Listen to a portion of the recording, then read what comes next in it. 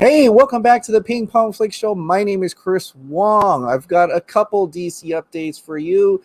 Some slightly bad news for Wonder Woman 1984. Possibly good news for the Batman. A little bit more detail about Black Adam. And another Justice League cast member has come out in support of Ray Fisher. Now, before I get into that, of course, I have to thank my members of the Ping Pong Flix Show. You guys are literally the lifeline of the Ping Pong Flix Show. Thanks for keeping the lights on. Thanks for keeping the hot dog light on. And thank you so much in supporting my channel. Now, on to the DC news. The first one up this Aloha Friday is something that we may have seen this coming. I may even have talked about that this is probably going to happen. Variety talked about it. Well, now Variety confirms. Wonder Woman 1984 release date pushed to Christmas. Now, this is actually like moments after rather, that they actually said the date is indefinitely pushed back. But now they actually secured a date, and this is coming from Variety. Wonder Woman 1984 release date pushed to Christmas. Warner Brothers has postponed the release of Wonder Woman 1984, the latest development in Hollywood's rocky plans to return to the movies. The superhero sequel starring Gal Gadot, which was expected to debut on October 2nd, will now touch down in theaters on Christmas, December 25th of this year. Toby Emmerich had this to say. Patty is an exceptional filmmaker, and with Wonder Woman 1984, she has delivered an incredibly dynamic film that moviegoers of all ages around the world will absolutely love, said Toby Emmerich, Warner Brothers Motion Picture Group chairman. We're very proud of the film and look forward to bringing it to audiences for the holidays. Patty Jenkins also added, first and foremost, let me say how much Gal and I love all our devoted Wonder Woman fans around the world. And your excitement for Wonder Woman 1984 couldn't make us happier or more eager for us to see the movie. Because I know how important it is to bring this movie to you on a big screen, when all of us can share the experience together, I'm hopeful you won't mind waiting just a little bit longer. With a new date on Christmas Day, we can't wait to spend the holidays with you. So, well, Warner Brothers also said that they recently took a risk releasing Tenet on the big screen, marking the first major blockbuster to debut since movie theaters closed in March due to the pandemic. The $200 million budgeted film from director Christopher Nolan launched over Labor Day weekend in the U.S. to a muted $20 million. Sources say the studio is waiting to assess domestic ticket sales for Tenet before making a decision about Wonder Woman. Now, I said that they were going to delay Wonder Woman because they didn't want ticket sales to kind of eat at Tenet ticket sales. I mean, imagine both Warner Brother movies going out at the same time. One's going to have to choose the other, right? Most likely, a lot of people just watch one movie for the day, and so that could definitely eat each other. Now, if this was a situation where like, oh, Black Widow is coming out, then they wouldn't care and they would just release Wonder Woman 1984, just like nothing, right? But that's not the case here, and so this had to happen. I mean, they're seeing it, and it had to happen. Unfortunately, it's sad to see it happen to Wonder Woman 1984, which the release date has been pushed pretty much over a year when it was supposed to have come out. December 13, 2019, as fandom recorded here. Then it pushed to November 1st, which actually pushed up to November 1st, then pushed back again to June 5th, then to August 14th, then to October 2nd, and now finally, and I don't know if this is the last time it will be pushed back or not, December 25th of 2020. Over a year since it was supposed to debut in theaters. How crushing is that? It's crushing. I'm like, I don't know. Are people still excited? I mean, I am. I'm definitely excited. And at this point, Warner Brothers and Warner Media, if you decided to just say, you know what, screw it, I'm going to release this masterpiece out on VOD tomorrow at a price tag of $30. I would buy it. I would make the most money you can get at this point, right? I think Mulan actually made more money coming out on streaming than Tenet. Hearing that Tenet came out in theaters on Labor Day weekend, a holiday weekend, at a muted $20 million opening weekend is sad, because you know that they didn't capture a lot of that, right? Because $20 million is split between the studio and the theaters as well. But when you put on VOD, I think the stress of splitting the cost of that is a lot less, and you're actually making a lot more. So I don't know at this point. At this point, should they just say, just come out already, and then, we'll get to the next one? Then fine, let's just do it. But I think because there is literally no other Warner DC movie coming out after Woman 1984, other than the movie that has yet to be finished, The Suicide Squad, I think it's okay for them to push it and delay other things as well.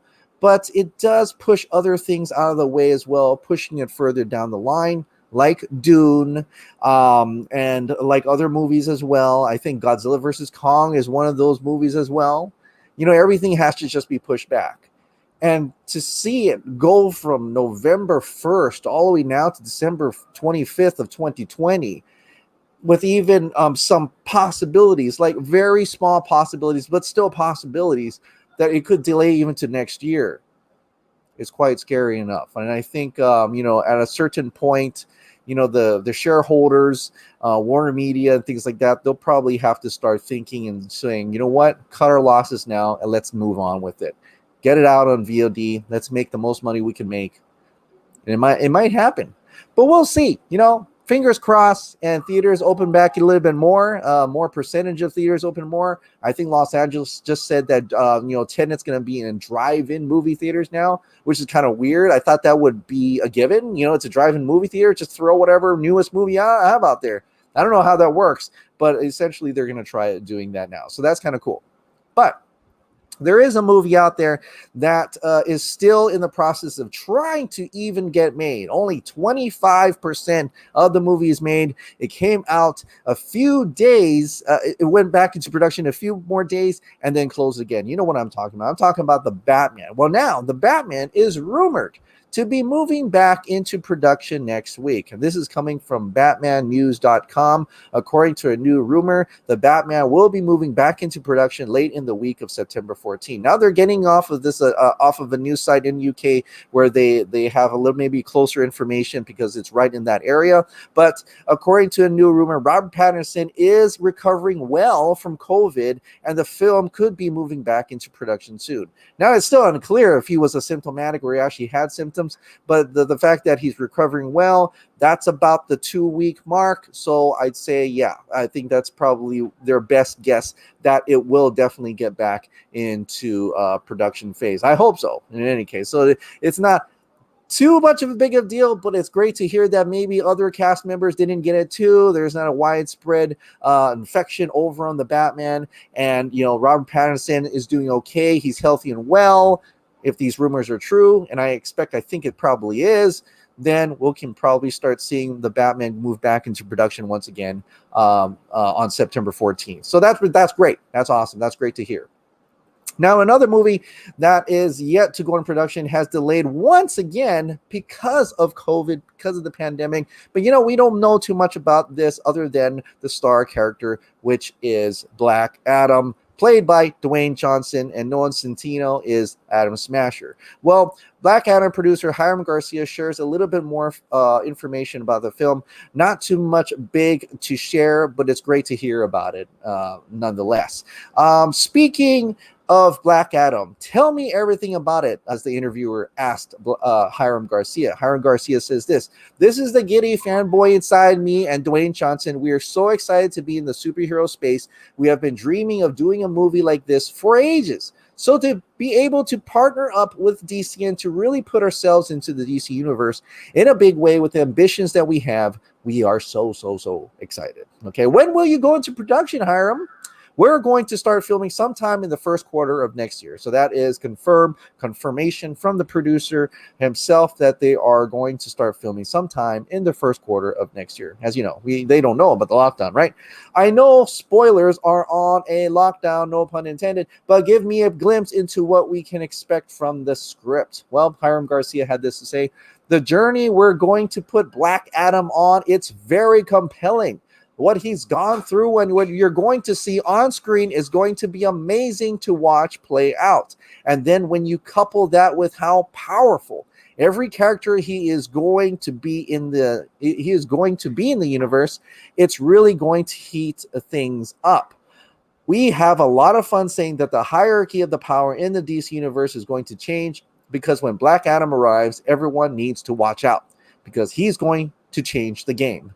Nolan Centennial, I think, is playing Atom Smasher. What else can you tell me about the other characters? Hiram Garcia says, our entire production team and our amazing director, Jaume Colette Serra, we all have unified giant ambitions for what we want to do with these characters. And the JSA, Justice Society of America, and all those new members we're introducing from Hawkman to Atom Smasher, to Cyclone, and Dr. Fate. It's an opportunity to put ourselves in the DC universe and really start to create a fun group of characters that audiences haven't had the chance to see, but that a lot of them are familiar with. So, I mean, that's great to see the JSA get explored in this capacity within this movie. But also, I'm wondering about other people, right? What about the other characters? DC has had so much success lately with Wonder Woman and Shazam. Which $7 produced? Have you discussed specific plans with DC in regards to how and when these characters will cross over and fold into other properties in the DC universe? Hiram had this to say: we're working closely with DC in terms of what the plan is for how everyone fits together. It's still in the works, but obviously Shazam exists in the Black Adam universe. Duh. And I can just say that we have very big ambitions for Black Adam and all the characters that we're introducing. So it's still within JSA, still in Shazam. How they're going to connect with other characters is still all being laid out, but I think fans are going to be happy ultimately with the way we end up guiding it. So what this essentially to me, when he's talking about how essentially it will all connect, like they're saying, what he's trying to say, we have big ambitions, right? And they're always been talking about the hierarchy of power. They have to make this guy big. They've been promoting Dwayne Johnson's Black Adam forever. Dwayne Johnson is a hype. He's always in the hype mentality, right? Everything is like, the hype rises, I'm in the movie, I'm Black Adam, I'm gonna beat up everybody, I'm blah blah blah blah. So it's gonna be, he's really truly hyping up, so they really have to show it that, right? So a lot of this right now to me is kind of like talk, like he's definitely gonna be big. We're gonna have him go against these big DC characters and stuff. But what really excites me is the way that they're trying to connect with other characters like Shazam, like Wonder Woman, and ultimately, come on, man, Superman, right? I think that's where they're headed, right?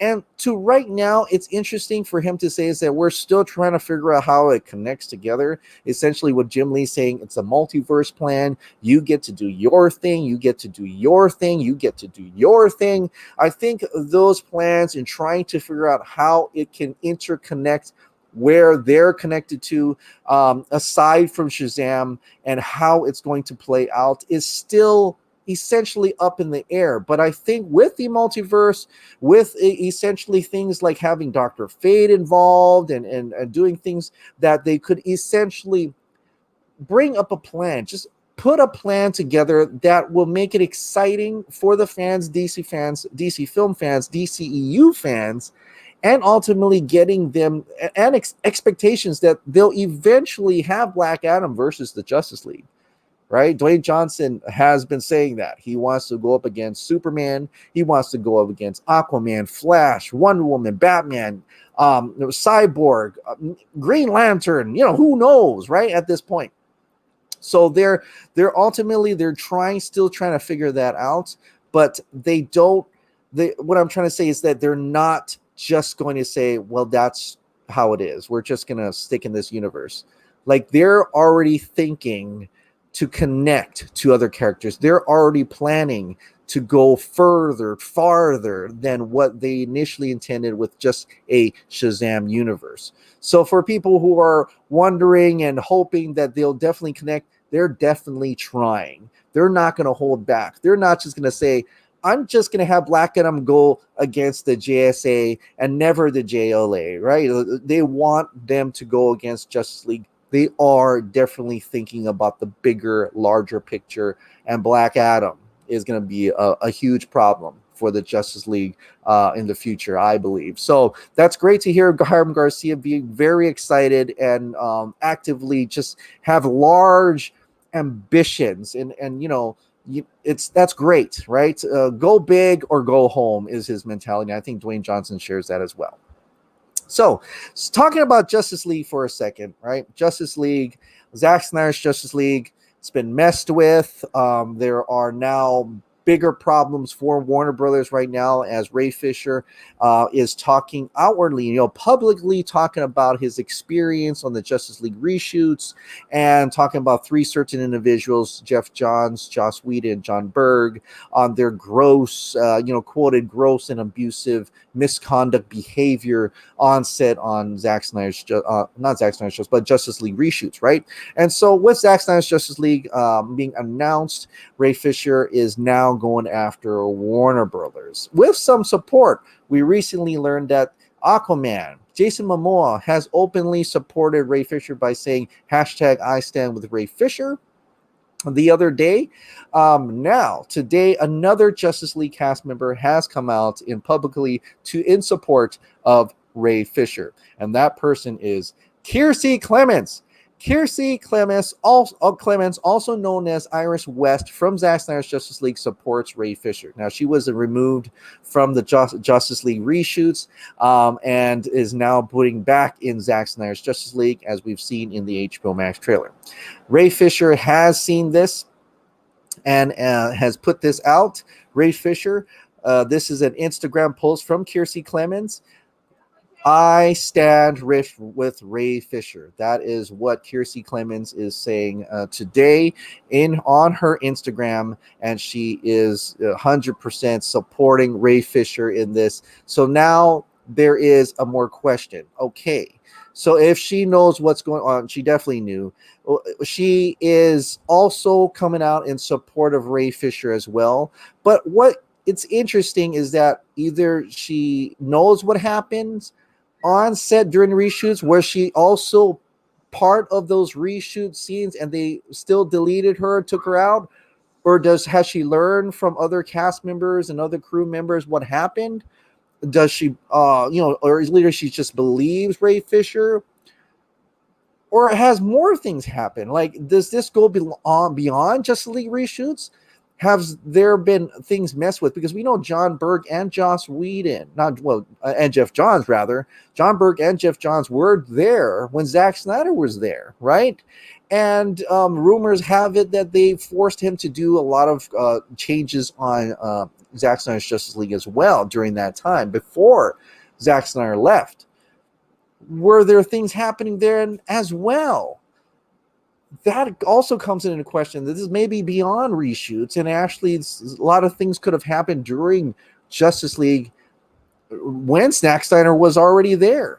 That Jeff Johns and John Berg essentially had done things during that time as well. So that's even kind of interesting now, even more so than before. But in any case, a new cast member has come out to say this, Kiersey Clemons. And this gets me curious. Now we've got two supporters who also, with the addition of Ray Fisher, three have come out in support of and pretty much going against Warner Brothers at this point in terms of Justice League reshoots, in terms of Jeff Johns, John Berg, and Joss Whedon. So there's probably more to go with this. I'm wondering who else is going to come out in support of and say, I stand with Ray Fisher, accountability over entertainment. This story is rather getting really interesting, and it's getting bigger and bigger as more cast and crew members will probably come out and call in support of Ray Fisher. All right, guys. Well, that is it for this week. What a crazy week it has been, and off to a wonderful weekend. You'll probably see me on Dave the Film Junkies vodka stream, or see me on Dave the Film Junkies vodka stream. I also have my live chat tomorrow night. Saturday nights is my hot dog stream, where I get to interact directly to you in the chat. That is the Q&A. That is your time for live chat Q&A, and I hope you join me tomorrow night. But thank you so much for watching, and thank you so much for subscribing. Like I said, if you love this daily movie news updates, pretty soon it's going to be a lot more with DC shows, DC games. Please click the like, hit the subscribe button, and ring that notification bell. Keep this hot dog light on, and I'll see you next time. Bye.